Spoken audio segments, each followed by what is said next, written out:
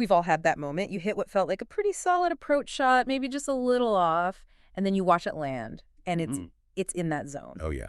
Deep rough, plugged in a bunker, maybe just sitting awkwardly on the fringe. Exactly. And that half second, between the ball stopping and you starting to walk, that's where the real mental game kicks in. It is probably the highest leverage moment in an entire round. And not because of the shot itself, but because of that immediate voice in your head. It's a frustration voice. Right. It just jumps in. That should have been on the green. Or worse, it goes straight to panic. Okay, I have to get this up and down, and I haven't practiced this shot in weeks.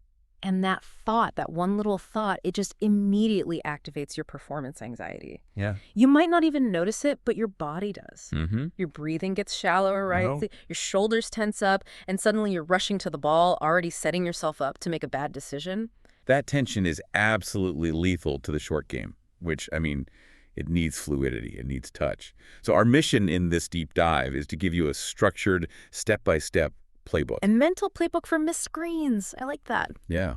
And the goal isn't just a new technique. It's a repeatable ritual that helps you shift from, reacting to the mistake to responding with clarity and intent. Okay, let's get into it. So the whole process starts the second the ball settles. You're saying we need to reframe that walk to the ball. Precisely. That walk is no longer just travel time. It's your warm-up for a short game mindset. We call it the new chapter walk. A new chapter. It's a deliberate signal to your brain. You're using your own body and your breathing to say, the last shot is over. It's history.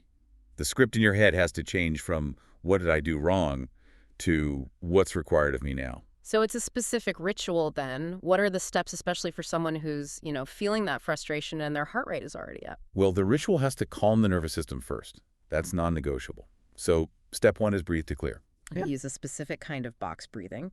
You inhale through the nose for 4 seconds, hold for 4, and then you exhale slowly through your mouth for 6 seconds. Do that twice. 6 seconds on the exhale. Why is that part so important? Why longer? Because that longer exhale sends a direct signal through your vagus nerve that you're safe. It tells your body to relax. When you're anxious, you're in fight or flight. Right. By extending that exhale and really focusing on dropping your shoulders, you're literally telling your body the emergency is over. Center yourself. It's the fastest way to get your touch back. Okay, so the body is calming down. What's the next mental signal? Step 2 is the verbal anchor.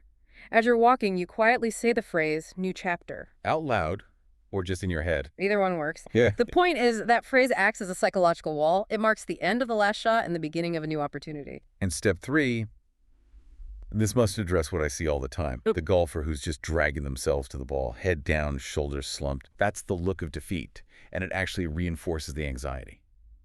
So step 3 is critical.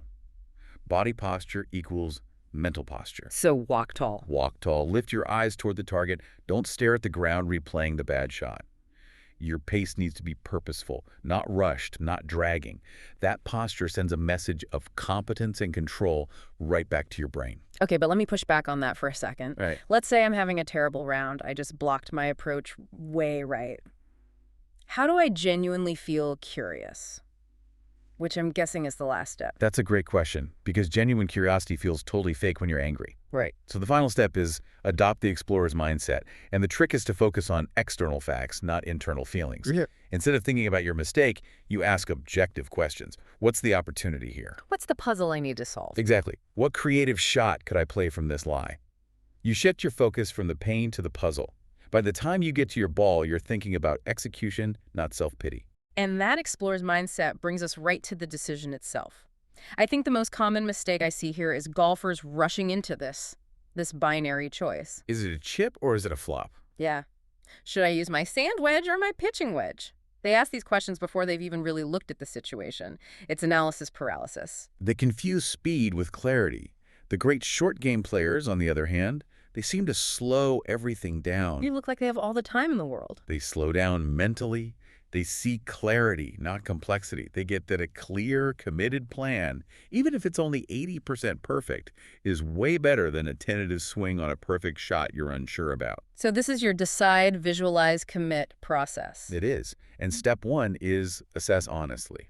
What are the key things that explorer's mindset needs to lock onto? You have to be ruthless here. First, What's the quality of the lie? Is it tight, fluffy, downhill? Second, what's the geometry? How much green do I actually have to work with? Third, and this is crucial, where's the highest percentage landing zone?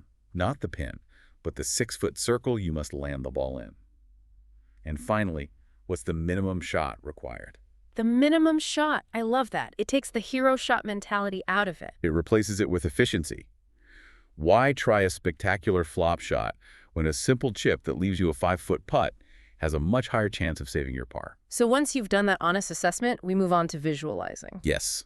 Step 2 is pick the shot.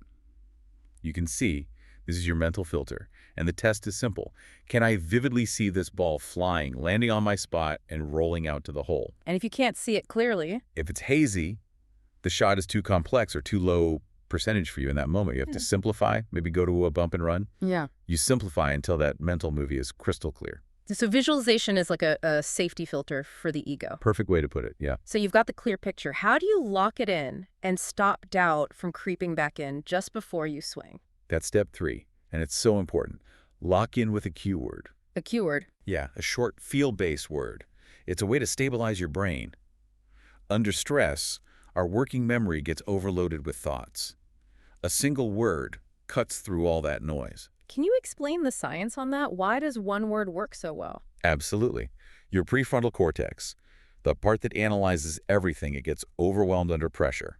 When you use a word like splash or skip, you're bypassing that analytical part and speaking directly to your motor memory. So it's an instruction based on feel, not mechanics. Purely on feel. For a bunker shot, the word splash focuses your intent on moving sand. For a little delicate chip, maybe the word is soft.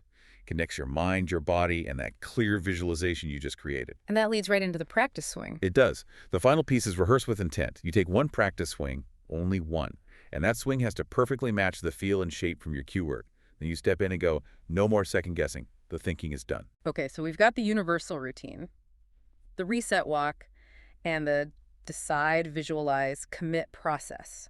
Now let's dig into the specific scenarios because a bunker shot feels a lot different than a chip from the collar. Right. These are the specific mental triggers that connect the routine to the reality of the lie you're facing. Let's start with the rough. The first emotion is usually annoyance, and then the fear is catching it heavy. And that fear causes you to try and scoop the ball to decelerate, which is the exact opposite of what you need. So the mental reset is simple. Brush the grass, don't lift the ball. Ah, so you're focusing on acceleration through the ball. Yes. Your visual focus should be on a clean, fast brush through the grass, not on the ball itself. That ensures you commit to the speed you need. Okay, next up, the all-time anxiety trigger, the bunker. The fear here is double-sided, right? Leaving it in the sand or blasting it way over the green. Totally. That leads to hesitation. Hmm. The mental reset here is let the sand do the work. You have to trust it. Your approach is to imagine striking the sand about an inch behind the ball. And your focus. Don't watch the ball. Your visual focus is on seeing a big arc of sand flying out and landing in your target zone. You focus on the cause, not the effect. I like that. Okay, moving to the edge of the green. The fringe or collar. This is where I see total paralysis. Putt it, chip it, hybrid. So much uncertainty. It's often the simplest shot on the course, and we make it the most complicated. The mental reset is just keep it low, make it roll. Get it on the ground as fast as possible. As fast as possible. Visualize it rolling like a putt. Even if you're using a 7-iron or a hybrid, your whole focus is just on the pace, the length of the roll, not on carry distance. And lastly, that tricky semi-rough. That in-between lie. The uncertainty there is all about clean contact. The mental reset, trust the motion. Tactically, you need to create stability. Choke down on the grip, get your base solid, and just commit to a crisp downward strike. So we've picked the shot, we've executed it. Now we get to maybe the most overlooked part of this whole thing. What happens right after the ball is gone? The post-shot protocol. It is so critical because emotion is sticky. It carries over. You mean even after a good shot? Absolutely. You chip one close, you get all excited, and you can carry that distraction to the next tee. A bad chip, you beat yourself up, and you carry that tension into your driver's swing. The key is neutrality. Not numbness, but neutrality. How do you actually practice being neutral? It sounds like you're just suppressing your reaction. It's not suppression. It's more like compartmentalization. It starts with a one-sentence acknowledgement. Okay. After the shot, you just use a non-judgmental phrase. Okay, solid choice. Contact was a little thin, or line was great, just didn't accelerate. It's data, not drama. And then you do the reset. Then you do the hard reset. Step 2, accept and reset. Take a deep breath, drop your shoulders, and use an internal cue. Finished. Or next ball. It's a ritual to formally close that moment. And that stops you from carrying the emotional baggage to the next shot. That's the whole point of the final step. Don't carry it with you. The shot, good or bad, it now lives on that patch of grass. Yeah. You only take the lesson, the data forward with you. You leave the emotion right there. This is a complete blueprint. But like anything, you have to build the habit and practice. So how do you structure a practice session around this? We have a very specific 25-minute practice block. It's 3 parts. Block 1 is mental prep, just 5 minutes. You start with that 4-4-6-2 box, breathing to calm your system. Then you spend a few minutes just visualizing 3 different successful up and downs. So you're setting the mental stage for success. You're priming your brain for clarity. Then block 2 is repetition with routine. 10 minutes. You hit balls from 5 different lies, and for every single shot, you have to use the full mental routine. The walk, the breath, the cue word, everything. Everything. The breath, the walk, decide, visualize, commit, the cue word, the single rehearsal, and the neutral post-shot response. You're practicing the process, not the outcome. And then block 3 is where you add the pressure. Exactly. The pressure drill, another 10 minutes. You set up 6 random tough lies, and you give yourself a goal. 3 of them have to finish inside 6 feet or go in. But here's the key. What's that? You're not just tracking the score. For every single shot, you rate your commitment rating on a scale of 1 to 5. Did you commit to the ritual? Even if you hit a bad shot, if you fully committed to the process, you give yourself a 5. Wow, that completely changes the goal of practice. You're rewarding the commitment, not just the result. It's the only way to build trust in the routine.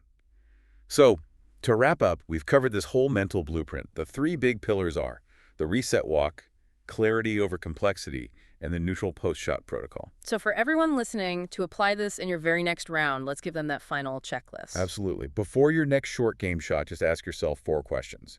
1, did I fully reset my breathing and posture before I walked to the ball?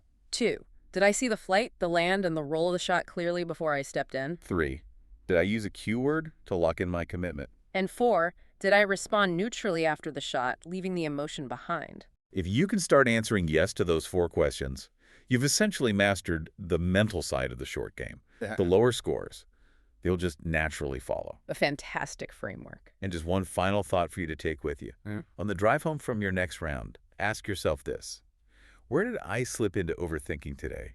Where did I try to force the hero shot? And how can I use a step from the new chapter walk to catch that moment just a little bit sooner next time? Recognizing that trigger point. That's the ultimate key. Yeah. It's how you build truly unshakable confidence around the greens.